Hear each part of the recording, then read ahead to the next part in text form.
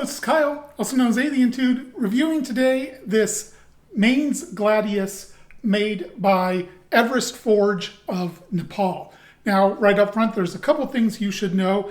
I did not pay for this sword. It is a review sample coordinated by Swordiz, the shop, who is a seller of Everest Forge products. They reached out to me, asked me if I wanted to review some of Everest Forge's work, and I said sure. And then I picked out this one and one other piece which I'll be reviewing in another video because it has nothing to do with this one. The other thing you should know is that I don't know gladii much at all. This is the first one I ever owned, and while I have a lot of experience with other swords, I'm kind of fumbling around when it comes to handling a gladius. That said, they're not particularly unintuitive. You grip them in a very specific way with the way the fingers fit into the grip, and you stab and you cut. And yes, gladii can absolutely cut. While they are very much a thrust-focused sword, they are very capable of cutting as well. So this sword, brand new, costs $262 with the scabbard, which I'll talk about in just a moment.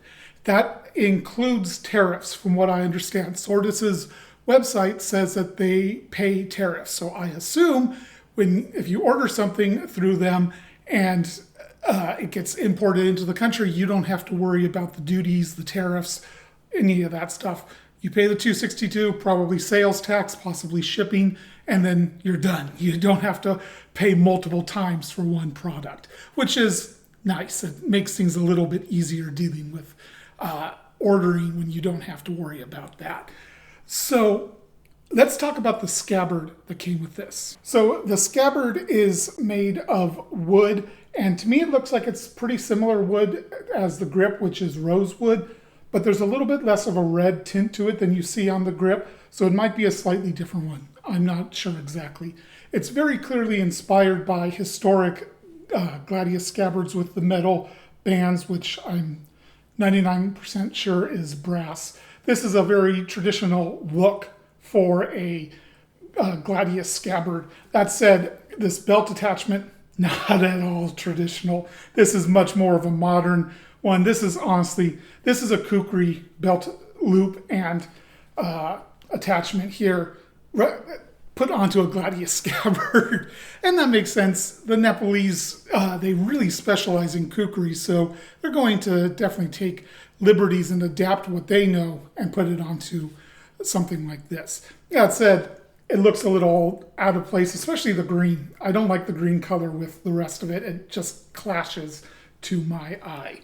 All the metal bands are fairly well secured, but I'm not sure if they would last for if it took some hits, because we'll get to why in just a moment. There's a chape on here. All the brass, you can see that it's hand shaped and hand finished, because there's a lot of like hammer marks and just little signs of being done by hand. That said, it looks attractive enough, and when I say why I think it may not hold up to a whole lot of use, or especially abuse, is I feel some of the bands have a tiny bit of wiggle to them, just a little bit, which makes me suspect that if this took like a jarring hit, like if you're wearing it on your belt and you bump into something, I think that might knock those loose. The fit of the blade to the scabbard is decent. There's not really any rattle. There's some this way, but you're almost always going to get some like this. The retention, pretty good. Slides out very easily. However, if I put it in the other way, the fit is awful. You can see there it doesn't fit all the way in. It just doesn't fit right like that. So there's really a one correct way to sheath the sword where it fits into the scabbard nicely. Now, the other problem with the scabbard, the real problem, I don't know yet for sure how much of a problem it is, but when I started working on this review, when I started taking the sword out, to start using it more and develop my opinions on it, I pulled it out and I noticed the tip was rusted, covered in rust. I'm going to put the scabbard down. About that much, so a good third of an inch or so, black with rust. And I take my swords out of their scabbards and reapply oil once every month or two, not very irregularly. So this was relatively freshly oiled and it developed a thick amount of rust on the tip. Now I have cleaned that up and you can still see some pitting there, but it is not active rust anymore. Incidentally, if you want to see the video I took of me cleaning up that rust, let me know. I can post a video about that. Maybe use it as like a general how to remove rust on a sword. So since then, I've used the sword. I used it while it still had that rust. It didn't have any ill effects on the sword. But after I cleaned it up, I've made sure to leave it in the scabbard and keep to my normal oiling amount and see if it rusts again. So far, it hasn't.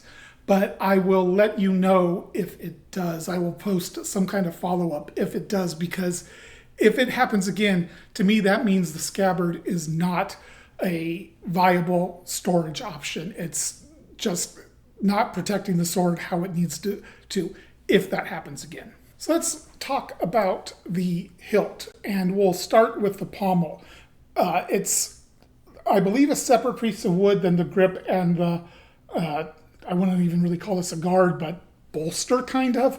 I don't know the correct gladius terminology. I say that because there's these metal bands here, and from what I understand, you generally would have these be separate, but do not quote me on that, because like I said, I don't really know gladii very well at all. There's also this metal band around it, and we're going to come back to that in a moment. The shaping of the pommel is quite nice. It is relatively globular. There's definitely some irregularities in there, but they're very small. And just as looking at it, it's like, yeah, that looks like a gladius pommel. There it is peened to the tang. You can see there's a little peen block here and then quite a small circular peen. It doesn't mean that that's too small, but that is a pretty small peen. That said, it looks overall well done. I can actually feel where it overlaps on the peen block, so it is definitely peened over securely. Now, this metal band. I have done a little bit of thrusting and a very small amount of cutting with this sword, and this band is loose. I didn't have a single hard impact with this sword, and this band is wiggling now. I think you can probably see that. It's not long for staying on this pommel, frankly. If I use this with any kind of actual hard impact, this thing's going to come right off. I don't know if it's glued in there. I don't think it is. It is slightly inset. There's a carved groove for it to rest in, but I don't think they secured it with any epoxy or glue or anything like that, and they probably should have. Or, frankly, they shouldn't have put this band on at all. It serves no purpose other than to be decorative, and it introduces a point of potential failure. Now, luckily, since it's decorative, I assume it's not going, if it does fall off, it's not going to cause damage to the sword. It's not going to make the sword less functional, but it's just, it doesn't need to be there. And when you're looking at this price point, cutting costs on decorations like this in favor of solid construction and that kind of thing, I think that's a wise trade-off. Budget swords, in my opinion, should focus on construction and quality of construction and making sure the fundamentals are right. And then if there's money left over in the budget, add some decoration. But yeah, I don't think this was a good choice on their side. The little metal bands in between the grip and the pommel and bolster, again, I'm going to call it that, they're not coming loose. They're not particularly blended in here. I can definitely feel the transition, but there's no hot spots there. And then the actual grip itself, my hand fits into it reasonably well. It might be a little bit bulky for my hand, but it's not crazy bulky. That said, I can twist this in my hand very easily, and there's just nothing I can do to really improve that grip. I think that's mostly because it is a little bit bulky. It's also relatively circular. It's not really, it doesn't have a more complex shape that lets it lock into the hand more. So that's something that could probably be improved. This bolster, it's pretty much the same as what I have to say about the pommel, except it doesn't have that decoration. It does have this faceplate, I'll call it, which again, I think would be better to go with the more traditional style of having the wood come up and then you put the plate inside, right in this area here. You sink it into this portion, and it is there. That's the more traditional way of doing it from what I understand, and I think that would work out better because I have a hunch this thing might be coming loose too. It does have the blade to help that rests on top of it to help it stay in place though, so it's probably less likely to come loose. Overall, the hilt is fine, but it could really use a little bit more attention to detail, get rid of this metal band, maybe refine the grip a little bit more. But it certainly looks the part. It has a great look to it. If you ignore the fact that the band on the pommel, you can probably pretty clearly see that it is crooked at an angle now because it is coming loose.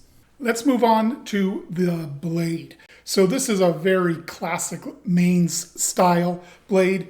I think it might be a bit longer than you would normally see, and the actual dimensions of the base before the swell out here and into the tip, those might not be exactly historically accurate. Again, I'm just not familiar enough with a gladius to be able to say that with any degree of confidence. But you just look at it, it's like, yep, that looks like a Mainz gladius. It's got that somewhat wasted shape, or you could call it a leaf blade in some ways. It looks the part. That's the most important thing to me, especially in a budget sword, in terms of looks, is that it looks the part. Then we get into the handling, and it's very important to me that it handles well as well. And we'll talk about that in a minute. The finish on the blade is pretty rough satin. There's a lot of grind lines visible in it. I can see some rippling on the blade, although the rippling is actually pretty well done. Or I won't say the rippling's not pretty well done, but it's a pretty flat. There's ripples, but they're not deep at all. I do notice that the edges aren't perfectly symmetrical. When I do this like this, I can see that they kind of waver around just a little bit, as does the center ridge. And the center ridge, as it goes up towards the tip, is not actually a center ridge. Both sides, it terminates a little off, so the tip is not symmetrical. Not something I would really expect to have that perfectly shaped at this price point, less than $300. You have to expect some flaws like that. Now, if I look at the blade like this to look at the distal taper, I haven't taken any detailed measurements of this because life has just been too crazy, but there's no distal taper here. I did take a little bit. I took one at the base and then one out around here, and they were exact same, around 5 millimeters, if I'm remembering right. It was a few weeks ago. There's no distal taper, and it feels it. You can feel it out here. There's a lot of weight out here. A lot of the mass feel is out in this area as opposed to more at the base of the blade. Now, not every sword type needs a ton of distal taper. I don't know for a fact how much distal taper gladius would typically have, but I can say just by picking this up and how it feels, this needs some distal taper to it. It doesn't need a ton.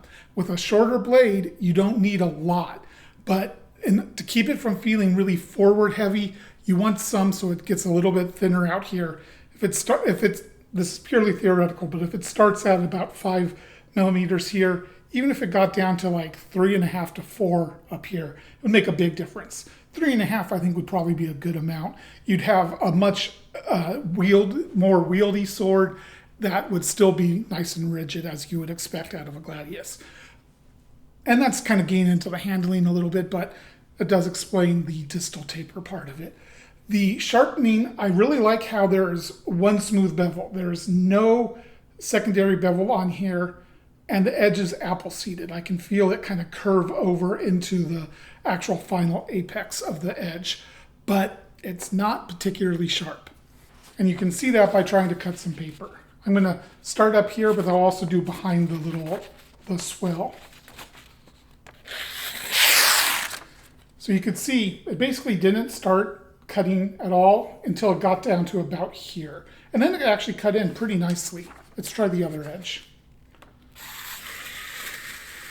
That one wasn't able to get in at all. That did start the cut, but way back, well before you want to cut with the sword. So it has an edge, but it has an edge. I can feel it, and there is a cutting edge there. It's just not a particularly sharp edge, which is definitely going to impact the cutting ability. Now, again, I said before, gladii are certainly thrust focused, but they can absolutely cut. If you just look at the width of the blade, there's a lot of room to form a very shallow angle, which makes for outstanding cutting ability.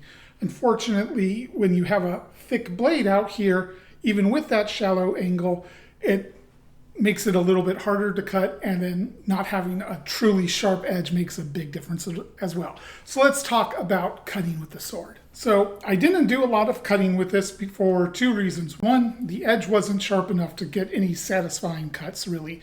It would get into the bottles, but it would do a lot of tearing and batting them aside. Secondly, I wanted to focus on thrusting. It is the focus of these swords, even though, as I keep repeating, gladii are certainly capable of cutting. And I keep repeating that because there is a myth that they are thrust-only swords, and they absolutely are not. They can cut, absolutely. But thrusting with this sword, my accuracy was dreadful. I missed the target so many times. And I attribute that to three factors. One, I suck at thrusting. I'm not accurate at it, and it's not something I've practiced enough. Two, I suck even more with a gladius. It's something I have never used before using this one, and it shows. But third, it's that lack of distal taper. The fact that this is a very blade heavy, a very tip heavy sword makes for less thrusting accuracy than I would want. When I have a sword that really wants to thrust, it typically, to me, you want the point of balance pretty far back, and you want a lot of agility in the tip, and I don't really have that with this. So overall, was my bad attempts at thrusting my fault, or the sword's more? Absolutely my fault. If I were more skilled at it, I would have done much better. But the sword didn't help. Let's put it that way.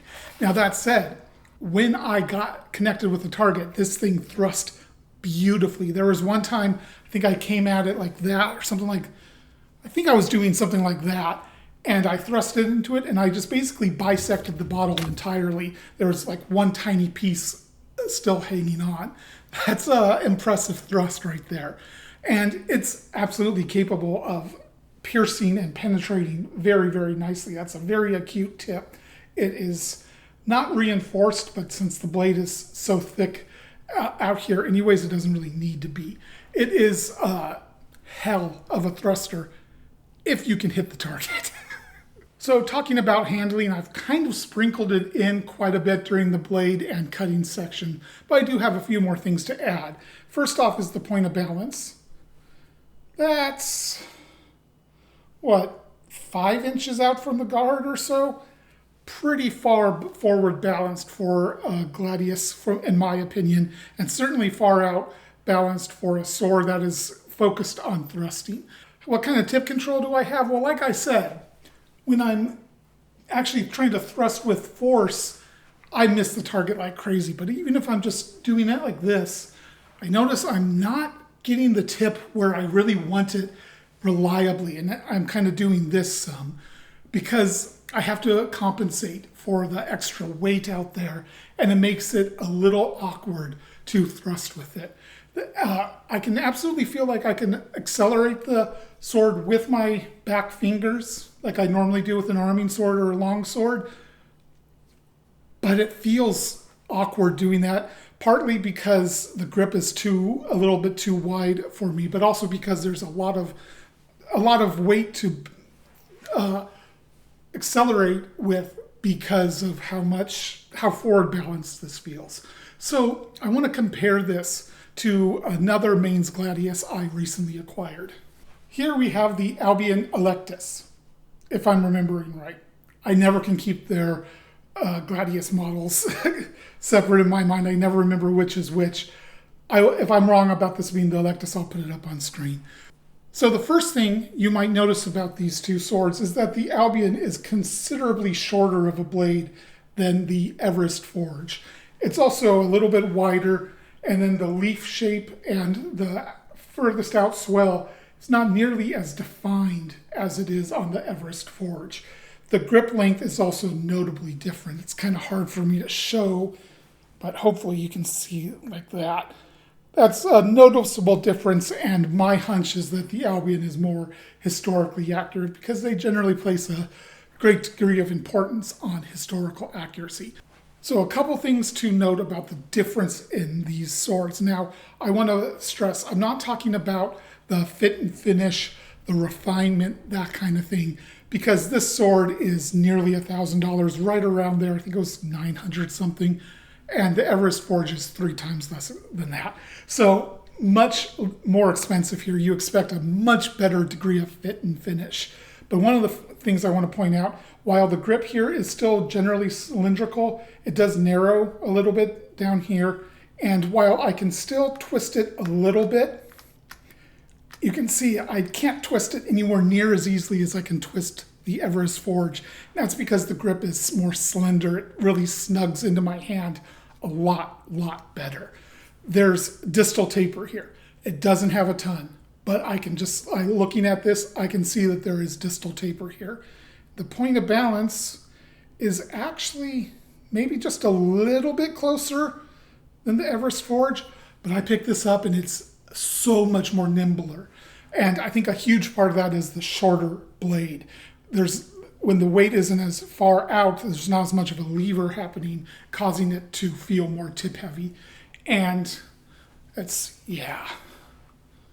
my tip control is so much better with this sword than it is with the Everest Forge. And I really think a large part of that is the blade length.